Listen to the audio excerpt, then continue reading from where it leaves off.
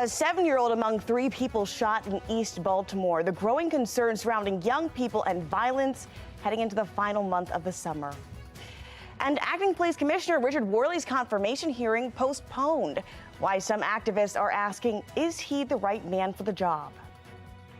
And I am keeping an eye on our next weather maker. We're actually looking at a weather alert for tomorrow now. I've got an updated look at the timeline of the showers and storms and potential for severe weather in just a couple of minutes. Live from WBFF in Baltimore, this is Fox 45 Morning News. Good morning to you, looking live over our gorgeous Charm City, and it is a little bit cloudy out there, but it's nice, man. Thanks for being with us this Sunday on August 6th. I'm Taylor Stewart. We're coming off the heels of a really dramatic defeat for Team USA. Let's get to your forecast, though. Meteorologist Amy Aronson. Hopefully we got a winning Sunday ahead of us. Yeah, today looks great. Tomorrow, different story. Now, we are tracking our next weather maker. It does not look like much on the radar right now. Doesn't look impressive at all. We can see some batches of showers off to our west. But as this system heads our direction, things are really going to ramp up and then go downhill tomorrow. But today, it's just warm. Little humid, too. Little warm out there today. Upper 70s, low 80s, all ready to begin. But as you plan out the rest of your Sunday, we're in pretty good shape. Maybe you want to knock out some yard work.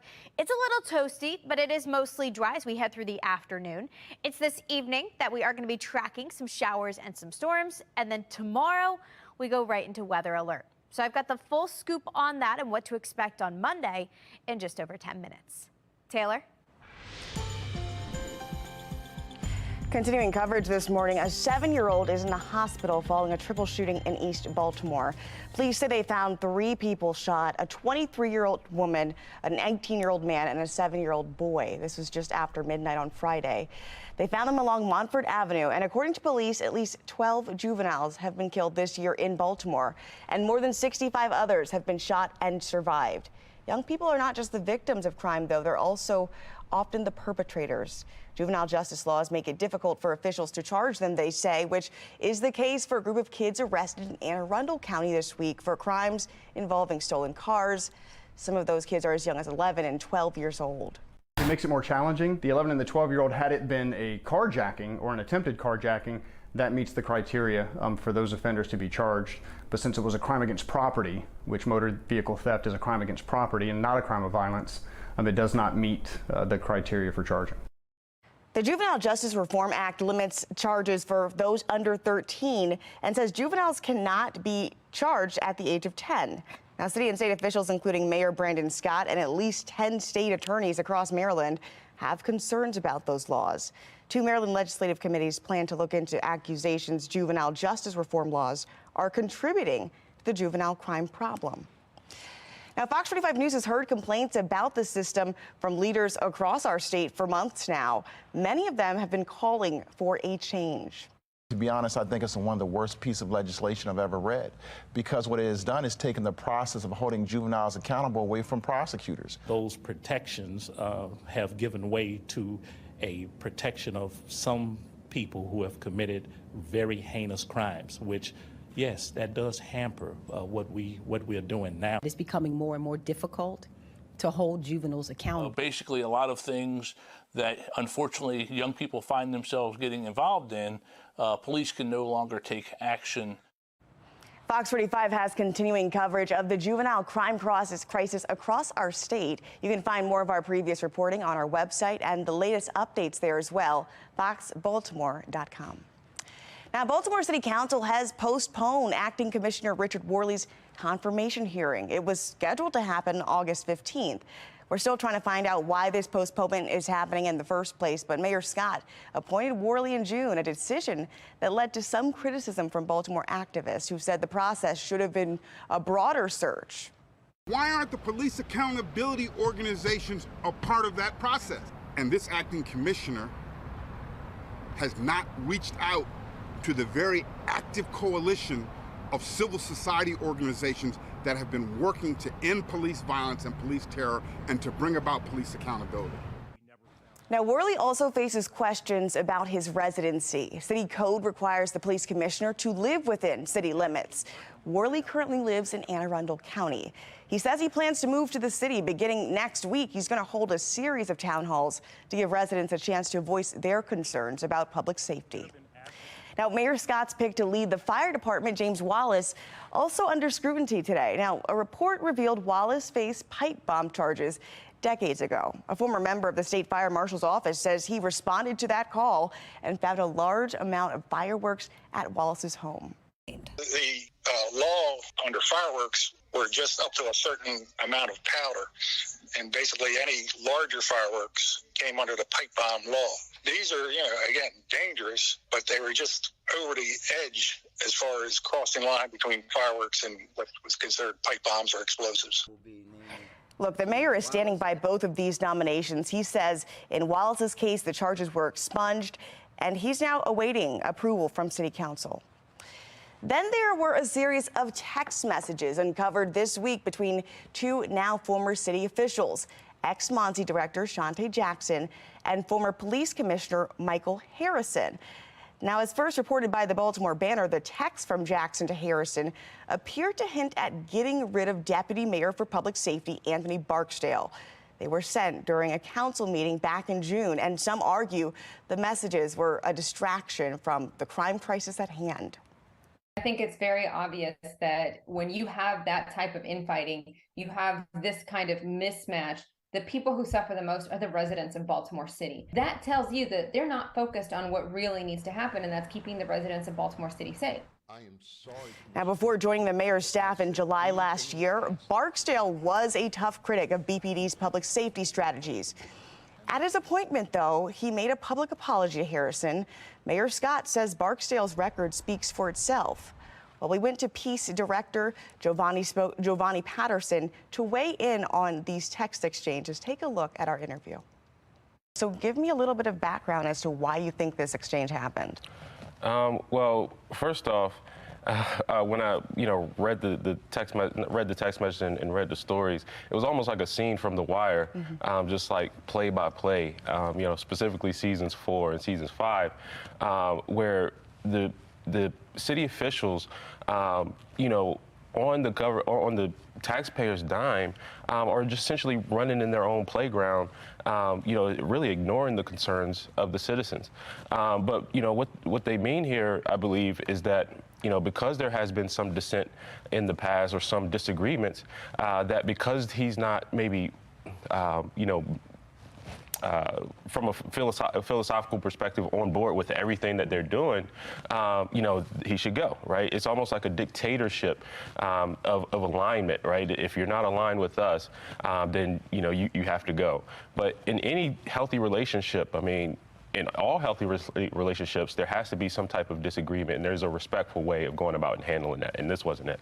Well, so here's the crux of this. You've got a deputy mayor who has extensive history in law enforcement. You've got two major players in the public safety space for the city who are now communicating, and there obviously appears to be some disagreements. What do you think this indicates with respect to the message we're seeing about public safety and maybe the internal feeling about the trend of public safety in Baltimore? Well, I think, again, with the message that's being sent, there's one message being portrayed, but behind closed doors, they know the public safety solutions or strategies really aren't working. And yet, again, I believe there's some type of internal disagreement on those that are saying that are working, that the strategies are working, versus those that are saying, hey, we need to, go another approach. And, when it comes to public safety, and there was something interesting that happened, a few weeks ago when Commissioner Worley even was talking about the crime numbers and things like that. And the way he phrased it was that the mayor gave him the numbers and the numbers looked good. Gave him the crime statistics and the stats look good. So to me, that's kind of a backwards positioning where the crime stats should come from, those that are handling the crime versus the mayor sending them, to the police. So I say that to say, you know, there may be some people that are internally disagreeing with some of the methods, and if they're not on board with this, then they need to go. Well, in terms of going, I want to talk about that timeline because Jackson's resignation leaked on May 11th. That was 2 days after, and we heard Harrison, he was stepping down. He submitted his 90-day notice. So these happened in a really short window, not long after these text messages. Does that point to the fact that folks who are not on board are being maybe asked or suggested that they should go?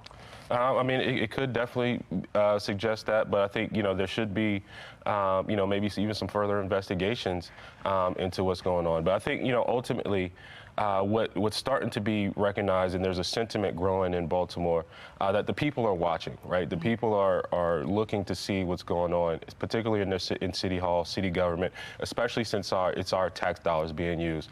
And that's why, you know, I recommend everyone to continue to, you know, follow Peace, go to peacebaltimore.com, attend some of our town halls. We have one coming up on August the 12th at 7 p.m. at Nile Style Barbershop. So let's continue that civic engagement because, you know, this is our government. You know, our elected officials work for us. And, you know, it's time for the people to be right in their rightful place. All right. Thank you so much, Giovanni Patterson with Peace. Family and friends mourn a man shot and killed near Camden Yards 2 days before his 28th birthday. Just ahead, an update on the investigation. And we are preparing for a weather alert tomorrow due to a high risk for severe storms, enhanced risk actually, damaging wind gusts likely, hail and tornadoes too. The timeline tomorrow afternoon and evening, but I'll show you a more detailed look at this threat for severe storms in just a couple of minutes. It's 10:41. You're watching Fox 45 Morning News.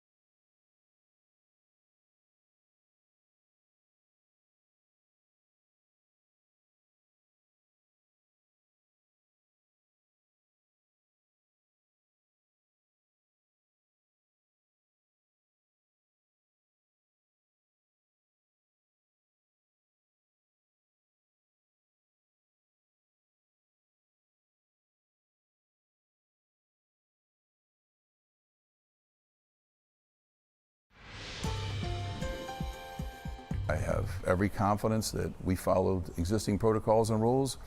There's no basis for anything, the complaints, the allegations of impropriety. So you stand firm that there was nothing illegal done here? Absolutely. Absolutely. There's nothing illegal done here. This was totally in compliance with existing county policies. Well, developing now, Harford County Executive Bob Casserly, he's pushing back on allegations of spying and illegal wiretapping. County Council member Aaron Penman claims that Casserly was monitoring the online activity of other county officials without their knowledge. He says he was initially tipped off that emails between Penman, the sheriff, and others were being watched after Penman alleged that the county executive misappropriated $7 million in county funds. Now Casserly says no wiretapping has taken place. He spoke exclusively to Fox 45 about the allegations. This was a one-time find out what's in the emails with regard to this alleged theft of $7 million. A one-time snapshot, you look and you're done. One person looked at that and reviewed that. I was not part of that. Didn't have any part of the emails. All email servers are county property, and they're subject to review by county officials. So that's what was done. Now, this case has been referred to the state prosecutor, but he tells Fox 45 News his office does not comment on the existence or status of any investigation. Turning now to a city in crisis, friends and family gathered to honor the life of 27-year-old Chris Morton. Morton was shot and killed near Camden Yards. This past week, loved ones released those white balloons in his honor while playing music he produced. Local artists also came together to paint a mural of him. Now, one of Morton's friends told Fox 45 that the news of this shooting left him devastated. In disbelief. If someone had told me someone was murdered in my community, he probably would be the last one on the list that I would think about. It was heartbreaking, it was disturbing, it was just unbelievable. Felt like it was a dream. Morton died just 2 days before his 28th birthday. Police say they were called to a gas station on Russell Street around 2 p.m. Thursday. Someone had reported an SUV had crashed in the back of the parking lot there. Well, investigators say Morton was found in the driver's seat with a gunshot wound to his head. So far, no suspects have been arrested, but right now police believe Morton was targeted, but they aren't clear as to why. Meantime, growing concerns about the impact crime is having on downtown Baltimore. The Orioles are in first place in the AL East, but attendance only ranks 22nd out of those 30 MLB teams. Experts say more needs to be done now to ensure safety of not only the fans and visitors, but of everyone in that community. A lot of people have become accustomed to not going to downtown Baltimore. The mayor should be talking about, we care about your safety when you come to Baltimore. We take that very seriously. We're doing things to make you safer in a city that has been quite dangerous historically. The change in the air. We have a mayoral election next year. And so I really view, and this might sound naive, that Baltimore City is going to have a great renaissance later this decade. Well, the strike in Hollywood continues after movie studios could not reach an agreement with the Writers Guild. Up next, we'll take a look at the ongoing negotiations and the impact to your streaming. That was the happiest moment I ever saw. A young fan goes viral at Ravens training camp. After the break, the special moment he had with quarterback Lamar Jackson. You'll watch that here on Fox 45 Morning News, all local, all morning.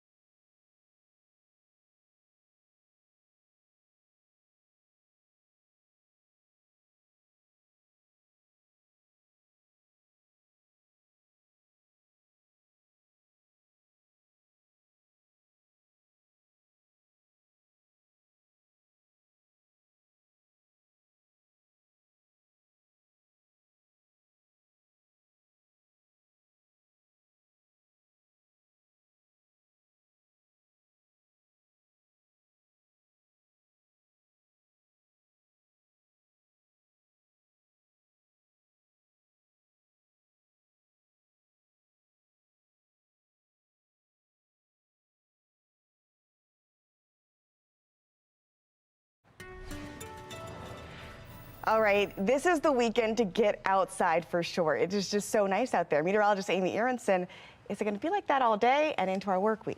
Yeah, unfortunately, things going downhill heading into the work week. We are looking at a couple of rounds of strong to severe storms actually starting today, the greater threat coming tomorrow. Right now, we're sunny, we're warm, we are heating up fast, so temperatures are climbing. We're already at 82 degrees. Dew points are also up in the low 70s, so you can feel that humidity, that mugginess in the atmosphere, and that's only going to increase over the next 24 hours. Here's a look at where our next weather maker is right now. Doesn't look too impressive at the moment, but this is really going to ramp up and get its act together as it heads our direction, and that's what's going to send us a chance for storms not only this evening, but especially tomorrow evening. Now, if your Sunday plans take you out to Camden Yards, you are in great shape for the game. It's going to be a little warm, little sticky out there, with temperatures heating their way through the mid and upper 80s with an increase in humidity, but it looks like storms will hold off until after that game wraps up this afternoon. So here's a look at the timeline of the storms today. We'll see a couple of showers pop up around 5 o'clock this evening. I think most of the action happens later tonight, right around sunset.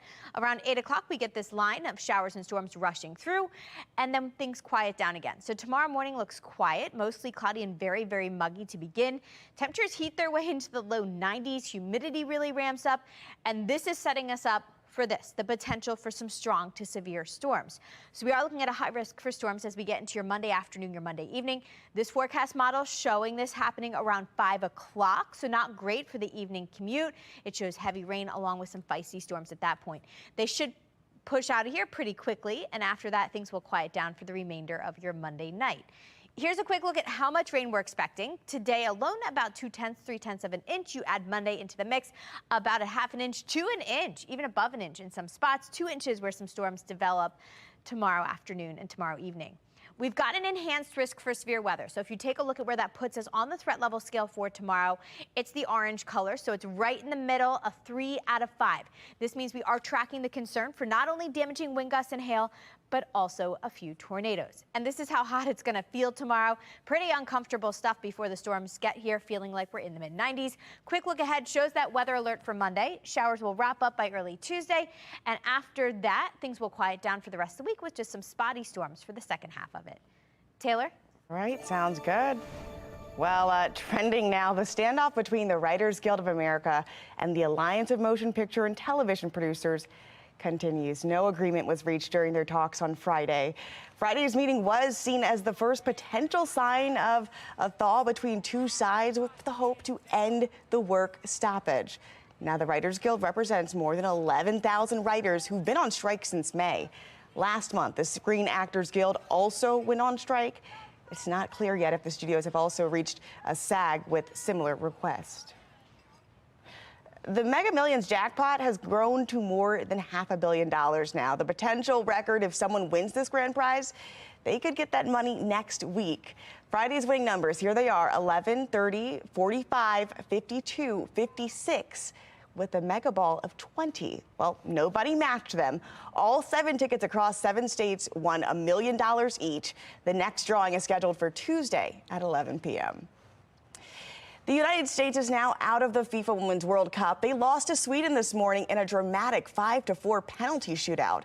The loss marked the earliest exit ever at a World Cup for the U.S. And the Swedes, they're going to play Japan in the Women's World Cup quarterfinals on Friday.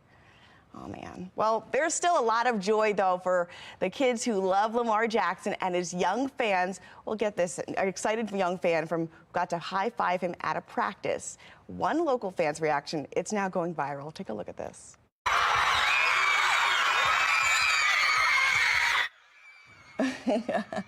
Oh, he's losing his mind over there. Okay, I love that. The video is going viral with nearly 4 million views on the Ravens Twitter page. Quarterback Lamar Jackson running out down that rope line with the children's hands stretched out, including 8-year-old Mason Young. His reaction to Jackson's high five, though, it's priceless. Keith Daniels actually got to sit down with him and talk about this now viral video. You were doing this. Why?